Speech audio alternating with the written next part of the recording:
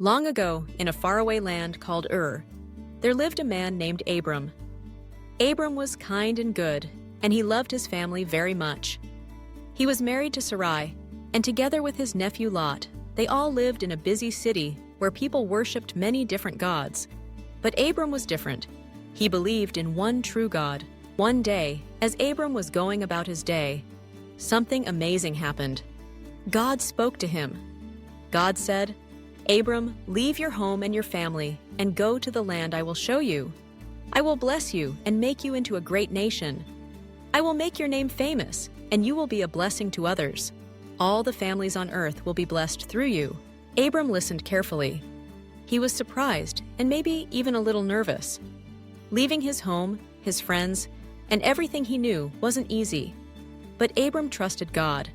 He believed that God's plan for him would be good, even if he didn't know exactly where he was going. So, Abram gathered his wife Sarai, his nephew Lot, and all their belongings. They packed up their tents, their animals, and set out on a big journey. The road was long and sometimes bumpy.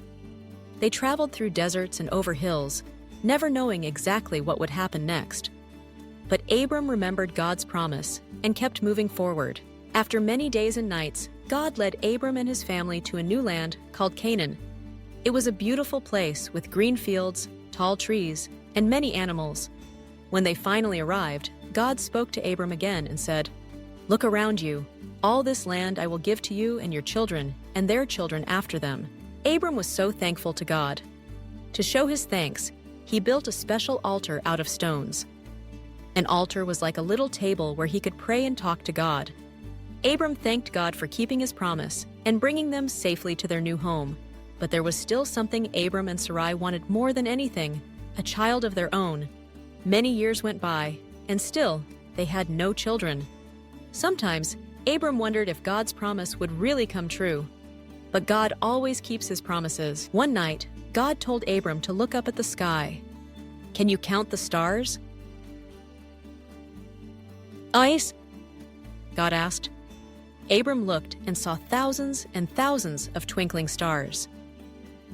"That's how many children, grandchildren, and great-grandchildren you will have," God promised. Even though it seemed impossible, Abram believed God. Because of his big faith, God changed Abram's name to Abraham, which means father of many. And he changed Sarai's name to Sarah. Abraham and Sarah waited many more years, but just as God promised, they had a baby boy.